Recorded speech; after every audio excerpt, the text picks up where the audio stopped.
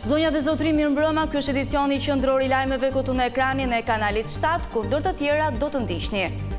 Familjarë e politikan japin lamëtumirën e fundit ish kryetarit të kuvendit Servet Pëllumbi. Rama vlerëson figurën e profesorit të njohur të Partisë Socialiste. Policia merr masa të reja për parandalimin e aksidenteve, dron, radar dhe testues alkooli për të zbuluar shoferët që shkelin rregullat e qarkullimit. Projekti Porta e Alpeve synon të zhvillojë turizmin në veri të vendit, 100 milion euro investime për të krijuar lidhjen mes zonave malore dhe Bregdetit.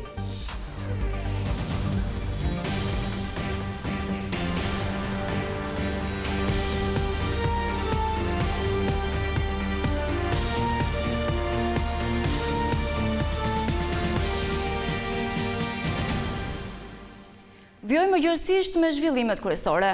Të majtë dhe të djathtë ju bashkuan homazheve për ish kryetarin e kuvendit Servet Pëllumbi. Kryeministri Rama vlerësoi figurën e një prej personazheve më të rëndësishëm të Partisë Socialiste, me të cilin shpesh ndante qëndrime të kundërta. Ish kryetari I Parlamentit dhe ish deputeti I Partisë Socialiste Servet Pëllumbi, I cili u nda nga jeta një ditë më parë, u përcoll këtë të mërkur për në banesën e fundit.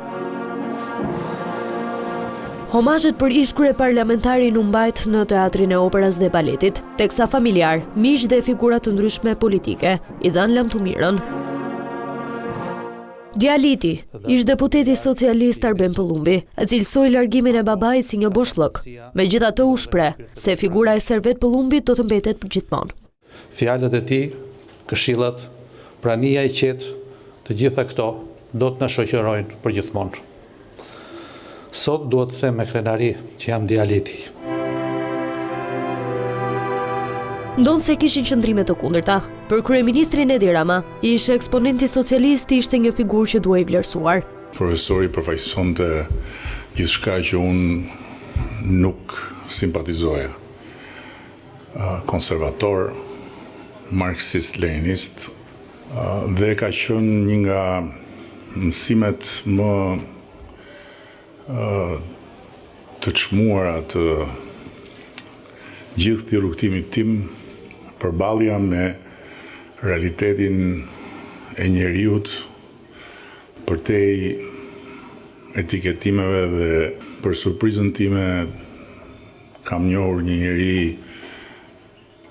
shumë progresist. Miku I tij, ish deputeti socialist Namik Tokle, tregoi dhe sfidat e Servet Pëllumbit gjatë kohës kur dha kontributin e tij në politikë. Në periudhën më të vështirë të socialistëve në opozit, kur kryetari Fatos Nano ishte në burg, ai mbajti mbi supe përgjegjësi të mëdha, I përballoi ato me sakrificë dhe drejtoi partinë me maturi, guxim dhe integritet. Homazhet bashkuan të majtët dhe të djathtët, teksa të gjithë nuk I kursyen vlerësimet për ish kryeparlamentarin. Ishte një lider politik me integritet të plot. Ai arriti që ta menaxhonte të majtën dhe sidomos Partisë Socialiste me shumë sukses përballë represionit të jashtëzakonshëm. Ka qenë një nga zërat më të ekuilibruar. I dha dinjitet kuvendit të Shqipërisë, por besoj dinjitetet e të gjithë deputetët të kuvendit. Pas ceremonisë, kortezhi u shoqërua për në varrezat e Sharrës. Servet Pëllumbi njihet si një nga deputetët më jetëgjatë të kuvendit të Shqipërisë. Në vitin 2002, ai u zgjodh kryetari I Parlamentit, postë të cilin e mbajti deri në vitin 2005.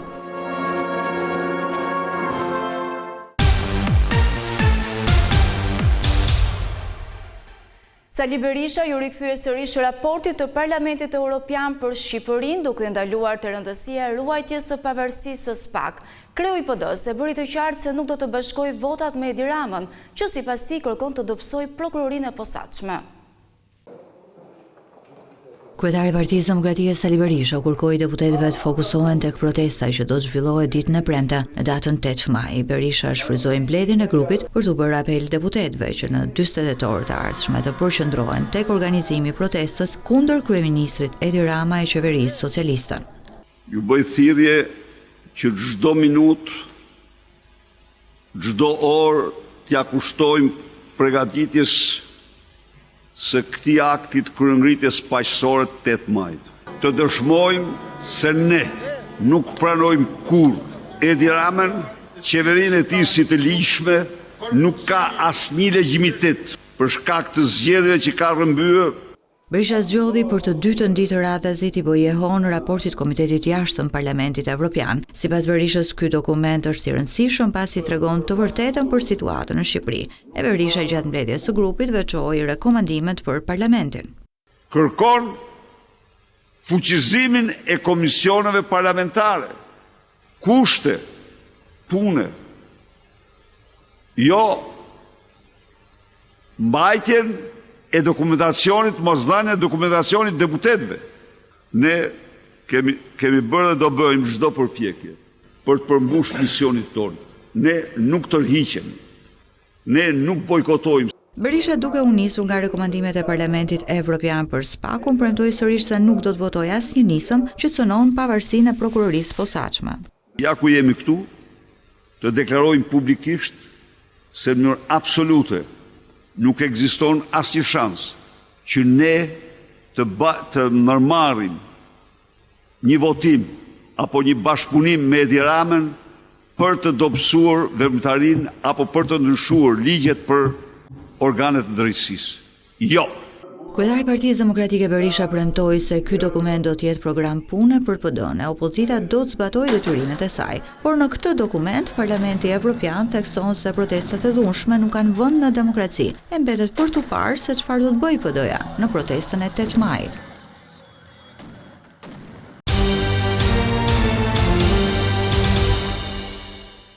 Policia ka shpallur masat shtesë për të parandaluar aksidente tragjike si ai i Durrësit, ku humbën jetën 2 fëmijë. Ato përfshin pajisjen e patrullave me dron, radar dhe testues alkooli, e po ashtu edhe me shumë kontrolle në zonat problematike.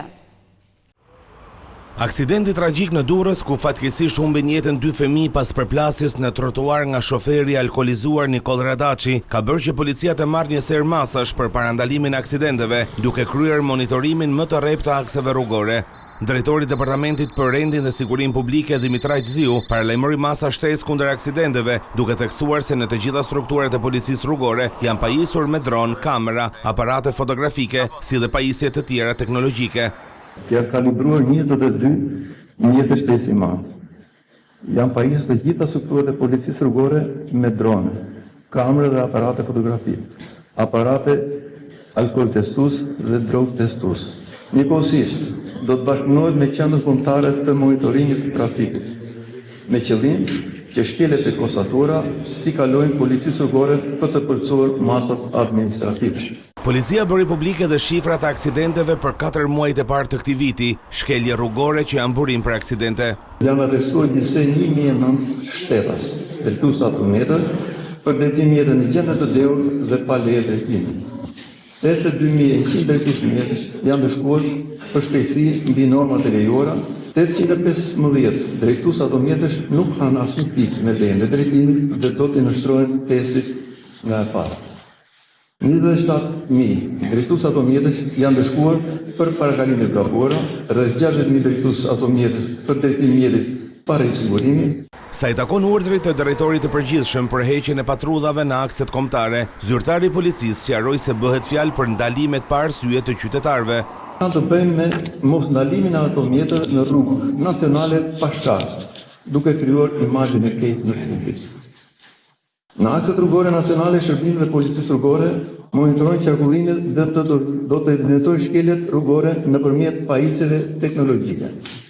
Punojësit e policisë, kur evidentojnë shkelje dhe e dokumentojnë me mjete logjistike, sjelljet agresive të drejtuesve autometër do të veprojnë sipas kërkesave të kodit rrugor.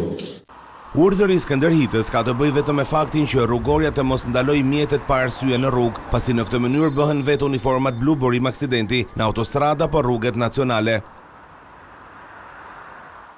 2 persona u ndaluan pas konstatimit të policisë së Dibrës se po i jep një makinës në gjendje të dehur. Pasi u nështruan testit, rezultoi se ata kishin konsumuar alkool në masën që mund të bëheshin burim aksidenti. Të njëjtat shërbime arrestuan në flagrancë edhe një 22 vjeçar që humbi kontrollin nga mjeti dhe përplasi një këmbësore, e cila u dërgua për ndihmë mjekësore në spital, por është jashtë rrezikut për jetën. Të gjitha shërbimet arsimore do të menaxhohen dhe ofrohen nga një agjenci kombëtare e krijuar për këtë qëllim. Në këtë kuadër, qeveria ka firmosur marrëveshje me Fondacionin Shqiptar-Amerikan për Zhvillim. Ministri e Arsimit Mirela Kumbaro nënshkroi këtë të mërkurë marrëveshjen e bashkëpunimit me Fondacionin Shqiptaro-Amerikan për Zhvillim për krijimin e Agjencisë Kombëtare të Shërbimeve Arsimore. Sipas ministres Kumbaro, kjo nismë synon të shndërrojë institucionin që administron jo vetëm provimet kombëtare, por edhe të gjithë shërbimet kryesore arsimore në një strukturë autonome. Përgjegjësia publike dhe nevoja për standardizim dhe gjurmëshmëri, transparencë dhe integritet, së bashku me zgjerimin e vazhdueshëm të portofolit shërbimeve, na kërkon një sistem më të modernizuar i cili i përgjigjet standardeve ndërkombëtare. I pranishëm në ceremoni ishte edhe kryeministri Edi Rama, i cili ju përgjigj skeptikëve për krijimin e agjencisë dhe bashkëpunimin me Fondacionin Shqiptaro-Amerikan për Zhvillim. Shpreh kënaqësinë time për këtë kala tjetër që ra dhe ju dorëzua ekselencës. Me shumë kënaqësi sot do vazhdojmë ditën me disa plane të tjera djallëzore, marrjesh në zotrim nga amerikanët vlerave, aseteve. Deri më tani, ishte qendra e shërbimeve arsimore ajo që ofronte rreth 158.000 shërbime në vit për arsimin, ndërsa tashmë, me krijimin e saj, Agjencia Kombëtare e Shërbimeve Arsimore do të mbajë përgjegjësinë për këtë paketë shërbimesh. Trafiku është problemi më i madh me të cilin përballet qarku i Shkodrës gjatë verës. Nga shëngjini në Velipoj, menaxhimi i tij mbetet një sfidë fort, por sezoni paraqet edhe çështje të tjera që kërkojnë zgjidhje si pastrimi i mbetjeve dhe furnizimi me energji. Kur kanë mbetur pak ditë nga çelja zyrtare e sezonit veror, Komiteti Rajonal i Zhvillimit të Turizmit për qarkun Shkodër diskutoi sfidat kryesore dhe prioritetet. Shqetësimet kryesore lidhen me trafikun e rënduar, ndotjen akustike dhe administrimin e mbetjeve. E vështirë për të përballur, megjithatë përsëri jemi në diskutim me bashkitë përkatëse dhe strukturat e rendit dhe sigurisë në territor, që të vazhdojnë të vijojnë marrëveshjet që janë realizuar edhe gjatë vitit të kaluar për hir të vërtetës, në mënyrë që të mbesin në standarde të larta të menaxhimit të mbetjeve dhe të ndotjes mjedisore, të cilat janë edhe në fokus kryesor të Ministrisë së Mjedisit. Realisht çnimi i bashkisë është që të rritet intensiteti, por edhe netet e qëndrimit në qytet. Por drejtuesit vendor tërhoqën vëmendjen edhe për problemet me furnizimin me energji elektrike, si dhe për infrastrukturën rrugore, e cila kërkon ndërhyrje të menjëhershme për të përballuar rritjen e turizmit. 110, 20, 35 kV, i cili do të sigurojë furnizimin pa ndërprerje të plazhit Velipojës, gjithashtu po ndërtohen edhe 3 fidra të ri, 2 në plazhin Velipojës dhe 1 në Rreoll, dhe gjithë ky investim do të bëjë të mundur kompletimin të gjithë zonës Bregdetit nga Velipoja deri në ranën e Ellën me linjë 20 kV, e gjitha është unazore dhe mendojmë që për këtë sezon nuk do të kemi problematika për sa i përket plazhit Velipojës. Zyrtarët e policisë lokale thanë se tashmë e kanë gati planin e masave për sezonin. Ne kemi disloku forcat posaçme të policisë rrugore, të cilat do të ndërshkojnë dhe do të monitorojnë çdo shkelës të rregullat të qarkullimit rrugor, sidomos në orarin e kufizimit të mjeteve. Për këto kemi marrë masa në bashkëpunim edhe me doganën që administron objektin, sidomos pikën e Murriqanit, për të bërë disa investime të vogla për shtimin e personelit dhe sporteleve. Kemi kontaktuar dhe me palën malazeze për të rakorduar me to në lidhje me rastet kur ka fluks të shtuar për të aplikuar procedurat e përshpejtuara. Këtë vit në Velipoj nga 83 aplikime, 42 janë miratuar dhe 8 janë ende në proces shqyrtimi për menaxhimin e hapësirave publike, ku zona e Rriollit vjen si një risi për këtë sezon. Qeveria parashikon që nisma Porta e Alpeve të sjellë deri në 20 milion euro të ardhura shtesë në buxhet. Projekti që do të shtrihet në veriun e vendit synon të krijojë një lloj lidhjeje mes Alpeve dhe Bregdetit. Porta e Alpeve, iniciativa më e re që ka ndërmarrë qeveria për të nxitur turizmin në pjesën veriore të vendit, pritet të rrisë numrin e turistëve, të ardhurat në buxhet dhe vlerën e pronës. Ne gjykojmë që mund të ketë dhe një efekt shtesë prej 2% të tjera për shkak të konektivitetit dhe lidhshmërisë që do përmirësoj ky projekt. Një rritje prej gati 10% mesatarisht për vizitor dhe kjo do të siguronte gati 15 deri 20 milion euro të ardhurar në vit shtesë nga zhvillimi i këtij projekti, duke u shoqëruar gjithashtu edhe me një rritje prej 10.5 deri në 15% të vlerës së pronës. Projekti që do të shërbejë si një korridor blu midis Bregdetit dhe Veriut të Shqipërisë pritet të nisë së shpejti. Në Komisionin e Bujqësisë është diskutuar dhe mënyra financimit të kësaj iniciative me një fond total prej 100 milion euro. Kontrata financiare që propozojmë për ratifikim sot siguron një financim për 50 milion euro nga BEI. Ky është pjesë e një përpjekje të vazhdueshme për të siguruar edhe një financim të ngjashëm për 50 milion euro nga Banka për Zhvillim Gjermane KFW. Dhe investimi që kjo paket financiare synon të mbështesë është një përmirësim i ndjeshëm i infrastrukturës dhe shërbimeve të bazë në 3 bashki të rëndësishme veriore në Shkodër, Lezhë dhe Malësi të Madhe. Projekti është i fokusuar në zonën e Lezhës, Shkodrës dhe Malësisë së Madhe dhe synon të lidhë më mirë zonat e Veriut me njëra tjetrën dhe pjesën tjetër të vendit.